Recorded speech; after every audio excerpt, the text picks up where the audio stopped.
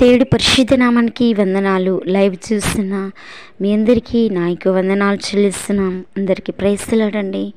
బాగున్నారా? దేవుని స్తుతిస్తున్నారా? దేవుని ఆరాధిస్తున్నారా?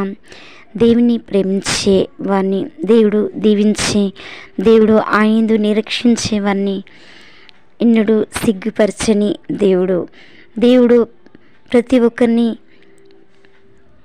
రక్షించుటకు, మన పాపములను క్షమించుటకు, మనల్ని తన బిడ్డలుగా, తన సొత్తుగా, తన శ్వాసంగా చేసుకున్నటకు మనిషి కుమారుడుగా ఈ లోకానికి వచ్చి పరిపూర్ణ దేవుడుగా, పరిపూర్ణ మానవుడుగా తన్ను తాను రిక్తినిగా చేసుకొని బలియాగంగా మన పాపముల కొరకు, మన పాపములను క్షమించుటకు, మన పాపముల నుండి మనకు విడుదల విమోచన అనుగ్రహించుటకు ఈ లోకానికి మనిషి కుమారుడుగా వచ్చిన దేవునికి వందనాలు చెల్లిస్తున్నాం. పరిశుద్ధ గ్రంథంలో చదువుకున్నాం, యేసు దైవ కుమారుడని వ్రాయబడింది.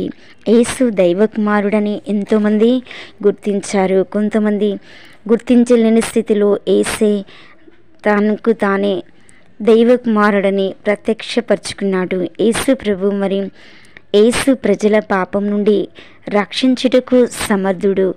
మత్తయి సువార్త 1:21 నశించిన దాన్ని వెతికి రక్షించుటకు మనుష్య కుమారుడిగా ఈ లోకానికి వచ్చినని దేవుని వాక్యము సెలవిస్తుంది. నేను ధర్మశాస్త్రాన్ని కొట్టివేయటకు రాలేదు కానీ దాన్ని నెరవేర్చుటకే వచ్చినానని దేవుని వాక్యంలో మనకి కనిపిస్తుంది. లూకా సువార్త 19:10 ఆయనే వాక్యమై ఉన్నాడని బయలుపరుచుకున్నాడు. ఆ వాక్యము దేవుడై ఉన్నాడని, ఆ వాక్యము కృపాసత్య సంపూర్ణుడిగా మన మధ్యలో నివసిస్తున్నదని యోహాను 1:14 మనకి కనిపిస్తుంది. యేసుక్రీస్తు దైవ కుమారుడు మరియు దైవ మానవుడై ఉన్నాడని, ఆయనలో దైవత్వం ఉంది. ఆయన దైవత్వం మరియు మానవత్వం కూడా ధరించున్నాడు. ఆయన మూలంగా సర్వ మానవాళికి నిరీక్షణ కలిగింది. ఆయనను ఎందరూ అంగీకరించదో వారందరికీ దేవుని పిల్లలయ్యే అధికారము పొందుతారని యోహాను 1:12 సెలవిస్తుంది. కాబట్టి మనము దేవుని అంగీకరించాలి. దేవుని యందు విశ్వసించి దేవుని మార్గంలో నడిచినప్పుడు, దేవుని సత్యాన్ని అనుసరించి ఆయన నిజమైన దేవుడు అని మనం ఒప్పుకొని ఆయనను సేవించినట్లయితే ఆయన పిల్లలు అగుటకు దేవుడు అధికారాన్ని ఇస్తాడు. కాబట్టి మనం దేవుని స్తుతించాలి, దేవుని ఆరాధించాలి. ఆయనను అంగీకరించి వారు ఆయన పిల్లలు కనుక ఆయన వారసత్వం, ఆయన సొత్తుగా, ఆయన స్వాస్థ్యంగా చేసుకుంటాడు. కాబట్టి మనమంతా విమోచింపబడి దేవుని కుమారుడని గుర్తించి ఆయనను అంగీకరించినట్లయితే దేవుడు మనల్ని దీవిస్తాడు, ఆశీర్వదించి ఆ నిత్య రాజ్యంలో మనలను వారసులుగా చేస్తాడు. అందరి తలలు వంచినట్లయితే ప్రార్థన చేసుకున్నాం. సకల ఆశీర్వాదముకు కారణభూతుడా గొప్ప దేవా, నీకు వందనాలు చెల్లిస్తున్నాం.